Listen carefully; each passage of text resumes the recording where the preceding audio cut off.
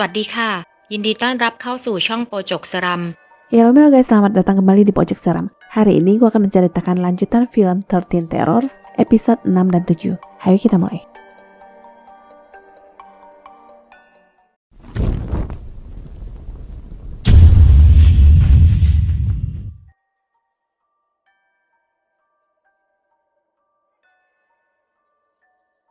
Berkisah tentang seorang bintang basket bernama Aun yang disukai para siswi di sekolahan. Setiap harinya Aun akan dihadiahi berbagai pemberian dan di hari itu ada seorang siswi yang memberikan segelas minuman aneh. Wajah ganteng bintang basket tapi rada gak ngotak kalau soal pelajaran yang mengharuskannya untuk mengambil kursus tambahan. Di tempat kursus inilah Aun merasa tertarik dengan seorang gadis yang barusan lewat di kelasnya. Karena itu jugalah dia melakukan pendekatan dan mengejar sang gadis sampai naik turun bus. Gadis itu berjalan pulang ke rumah yang terlihat sepi dan gelap lalu menghilang. Baru saja Aun memutuskan untuk pulang, gadis itu muncul lagi yang menanyakan maksud Aun mengikutinya. Kalau sudah urusan perempuan, otak si buaya kecil ini langsung ngeling yang katanya hanya mencemaskan gadis itu yang pulang sendirian malam-malam, apalagi belakangan banyak diberitakan tentang kejahatan yang menimpa para gadis. Singkat cerita, mereka pun berkenalan dan gadis itu mengaku bernama Van. Di dalam rumah itu ada sosok bayangan hitam yang sedang memperhatikan mereka dan wajah Van pun berubah saat melihat sosok itu. Besoknya mereka bertemu lagi di kelas bimbingan belajar dan Aun meminta Van untuk mengajarinya. Di sini Van menawarkan sebotol minuman yang lagi-lagi rasanya aneh. Malamnya, Van diantar pulang ke rumah yang super gelap yang diakuinya memang tinggal sendirian. Mendengar itu, Aun langsung meminta masuk dengan alasan ingin diajari bahasa Inggris. Segala jurus buaya amatir pun keluar dari mulutnya yang akhirnya Van mempersilakannya masuk. Di dalam rumah itu ternyata ada ibu-ibu yang dipanggil Bibi Sri yang bertugas mengurus rumah. Bibi Sri ini sedikit aneh dengan penampilan juga sikapnya. Aun lalu dipersilakan duduk dulu sedangkan Van akan berganti pakaian di atas. Selama di ruang tamu itu, Aun melihat-lihat sekeliling yang terdapat banyak patung dewa, juga tempelan-tempelan mantra di dinding. Singkat cerita, Van kembali dan mereka pun mulai belajar, tapi Aun lebih fokus melirik paha Van daripada mendengarkan teori. Lagi-lagi botol minuman merah itu disuguhkan dan tak berapa lama, Aun pamit ke kamar kecil. Nah, di sini dia mendengar suara tangisan dari sebuah kamar. Baru saja Aun ingin membuka pintu kamar, Bibi Sri memegang tangannya dan menanyakan apa yang sedang dia lakukan. Aun beralasan sedang mencari kamar kecil dan sekembalinya dia menanyakan pada Van apa benar dia hanya tinggal berdua saja dengan Bibi Sri yang dijawab tentu saja. Aun terang-terangan mengutarakan kecurigaannya dengan Bibi Sri dan Van memberitahunya bahwa dulu Bibi memang seorang dukun. Tak terasa jam menunjukkan pukul 10 malam dan rencana selanjutnya tentu saja si bocah ingin nginap. Aun diizinkan menginap tapi tidur di ruang tamu. Tengah malam kamar misterius itu tiba-tiba terbuka sendiri. Seseorang baru saja lewat dan duduk di depan Aun.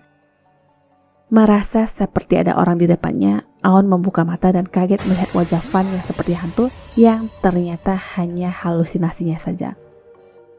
Setelah itu dia mendengar suara tangisan perempuan dan nyatanya ada hantu yang sedang duduk di sebelahnya sambil menangis. Aun tidak berani memalingkan wajahnya dan suara itu pun terhenti. Pelan-pelan dia menoleh dan hantu itu mengagetkannya sampai dia tersadar dari mimpi. Teriakannya mendatangkan Van yang menanyakan apa yang terjadi. Aun bercerita dia melihat hantu tapi Van berkata tidak ada hantu karena dia dan Bibi Sri sudah 10 tahun tinggal di sana. Aun tetap kekeh berkata melihat hantu yang langsung diteriaki Bibi Sri yang katanya jangan merunding. Aun pun merasa ini tidak beres dan langsung pamit pulang sedangkan Bibi Sri hanya menatapnya dari dalam rumah. Besoknya dia menceritakan pengalamannya kepada temannya Todd dan anehnya ada perasaan seperti kangen terus-terusan kepada Van. Setelah pulang sekolah, Aun kembali ke rumah itu dan yang lebih mengejutkan lagi, Bibi Sri sudah berdiri di belakangnya. Bibi menyuruhnya menunggu di dalam rumah karena Van sedang pergi ke pusat bimbingan belajar. Kamar itu menjadi perhatian Aun dan Bibi lagi-lagi menyuguhkan sebotol minuman merah yang diakuinya hanyalah jus pome. Mereka lalu berbincang yang katanya Van sudah diurus Bibi dari sejak dia masih bayi. Ayahnya sudah pergi meninggalkannya dan sejak itulah ibunya membesarkan Van sendirian sampai sakit lalu meninggal. Sejak itu jugalah Van akhirnya dirawat oleh Bibi. Van adalah anak baik tapi sayangnya tidak punya teman, tapi berbeda sekarang. Bibi berkata dia senang sekarang Van sudah diurus oleh Aun yang baik juga ganteng. Tak berapa lama Van akhirnya pulang dan singkat cerita mereka pun lanjut belajar sampai malam. Si Bibi tiba-tiba datang lagi yang berkata dia baru saja berdoa agar para roh di rumahnya bersikap baik dan sekarang waktunya dia untuk tidur. Nah, kesempatan nih. Pikiran ini bocah mulai kemana-mana yang berkata ingin tidur di pangkuan Van untuk istirahat sejenak. Di sini Van bertanya apakah Aun menyukainya, yang dijawab iya banget. Diakuinya yang disuka dari Van itu karena dia begitu baik dan Van menanyakan kembali jika begitu apapun yang akan terjadi, akankah Aun menyukainya selamanya, yang langsung dijawab iya. Aun lalu meminta berfoto bersama tapi Van mengusulkan untuk memakai ponselnya saja yang akan dikirimkan nanti. Acara selanjutnya sudah tentu bobo-bobo cantik dan besoknya Aun terbangun karena mendengar pertengkaran Van dengan Bibi Sri di luar. Van kemudian masuk dan memintanya untuk tinggal lebih lama di rumahnya dan entah kenapa Aun kembali tertidur sampai alarm berbunyi di jam 12.55 siang. Di sana ada pesan dari Van yang menyuruhnya untuk menunggu karena dia sedang membeli sesuatu di pasar. Todd menelpon yang mengajak Aun main, tapi Aun malah bercerita bahwa Van sudah berhasil ditidurinya. Setelah makan siang nanti, rencananya Van akan didepak selamanya. Todd juga meminta dikirimkan foto-foto mereka semalam di grup karena penasaran. Aun mengiyakan dan sewaktu duduk, dia tidak sengaja menduduki remote TV.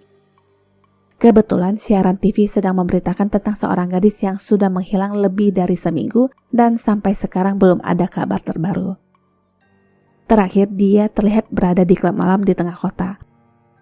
Lagi seru-serunya nonton, Aun merasa melihat bayangan orang yang berjalan lewat.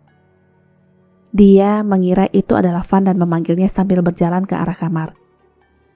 Di depan kamar inilah Aun menemukan selembar foto Van bersama dengan Bibi Sri, tapi anehnya wajah Van itu dicoret. Pintu terasa digedor sekali dan Aun pun memutuskan untuk masuk ke dalam.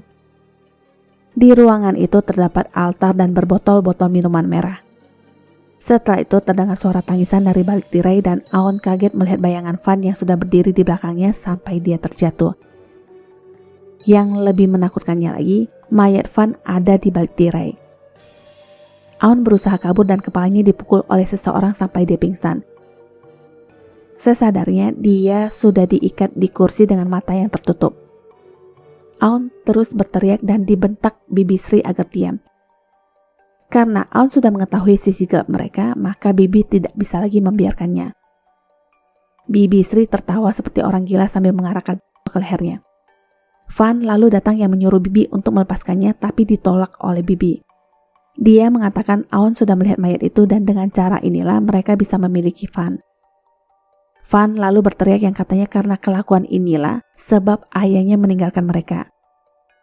Jadi jelas bahwa Bibi Sri ini sebenarnya adalah ibu kandung Van dan ceritanya dulu dia menculik seorang gadis lalu melakukan ritual kepadanya. Gadis itu pun dihabisi dan Van disuruh menatap dalam-dalam wajah gadis malang itu agar bisa secantik dia. Air dari dalam botol itu dicampur darah dari sang gadis dan harus diberikan kepada pria yang disukai Van, maka pria itu akan melihat Van secantik gadis malang ini. Yang Bibi Sri lakukan kepada Van hanya agar dia tidak bernasib buruk seperti ibunya yang ditinggal pergi ayahnya. Van sendiri pede berkata Aun tidak seperti ayahnya karena Aun mencintai kepribadiannya. Tamparan pun dilayangkan ke wajahnya dan mereka berantem sampai akhirnya Bibi Sri tidak sengaja lalu meninggal. Van berjalan pelan melepas kain penutup mata Aun dan memintanya untuk membereskan mayat ibunya. Setelah itu, walaupun tidak membuka mulut, tapi ekspresi Aun mengatakan segalanya. Dia kaget melihat wajah Van dan Van pun mulai menangis sambil menutup wajahnya. Aun mencoba membujuk Van agar melepaskannya dan dia tidak akan memberitahukan siapapun tentang ini. Tentu saja itu bukan jawaban yang ingin didengarkan Van dan itu pun langsung ke wajah Aun. Dilayangkan beserta teriakan yang mempertanyakan kenapa Aun berbohong yang katanya suka dengan kepribadiannya, bukan tampangnya. Jadi sebelumnya Van yang wajahnya seperti inilah yang memberikan minuman kepada Aun di awal cerita.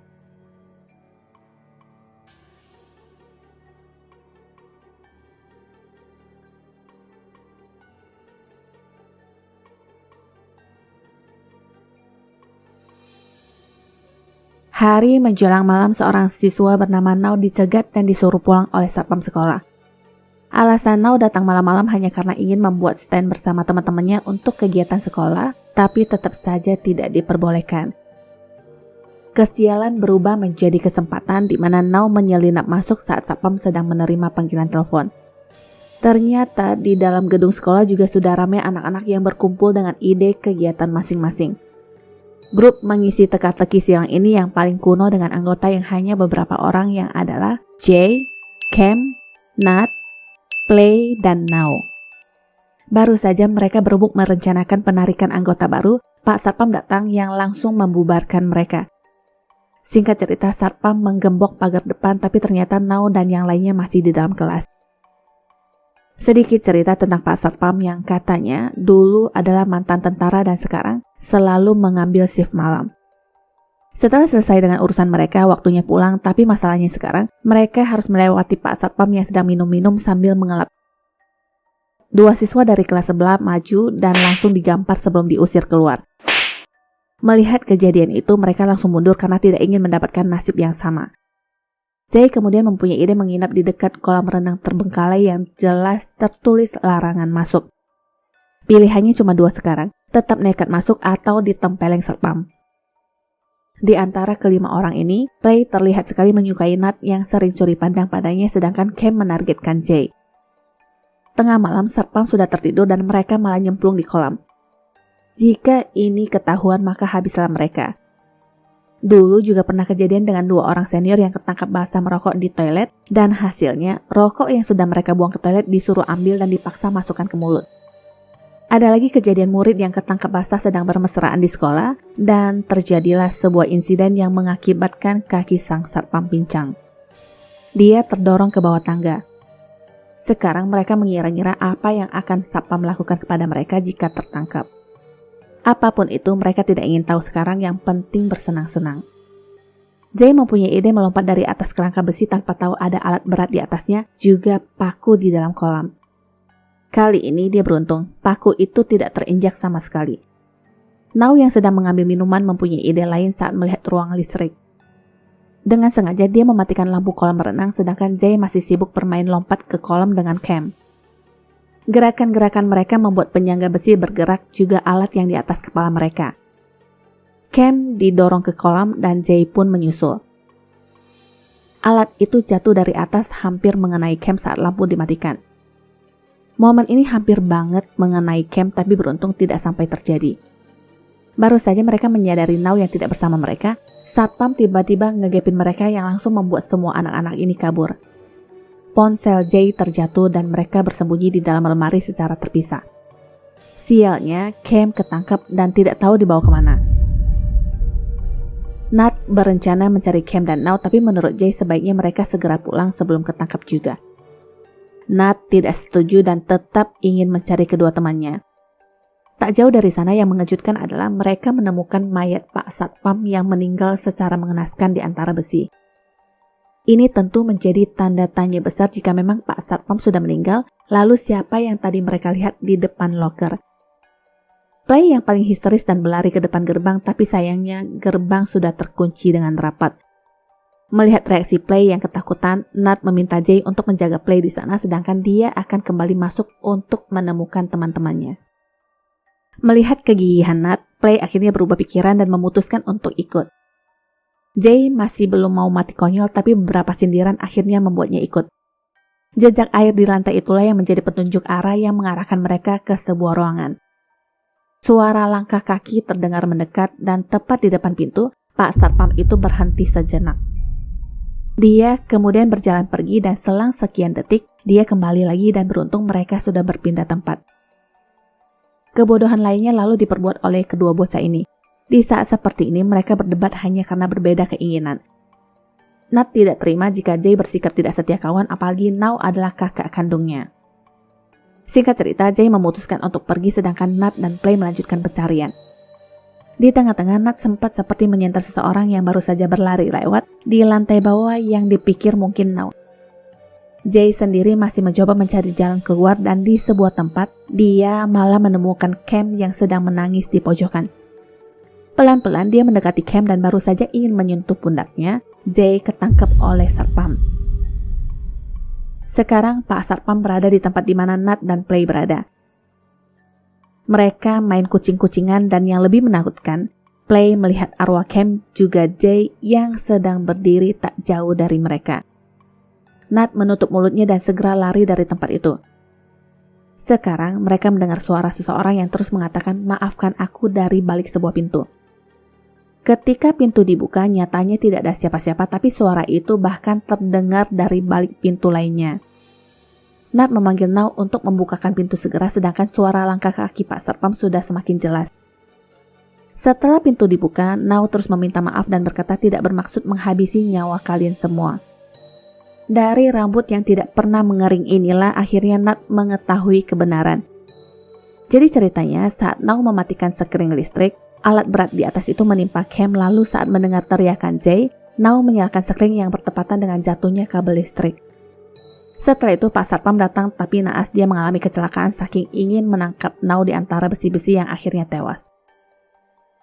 Now yang ketakutan itu pun akhirnya bersembunyi di sebuah ruangan sampai kedua roh ini datang. Jadi intinya mereka semua belum menyadari kematian mereka sebelumnya. Semuanya sudah jelas dan sekarang Now sudah ditemukan. Sudah saatnya mereka untuk pergi dan di mata Now yang terlihat hanyalah lantai yang basah.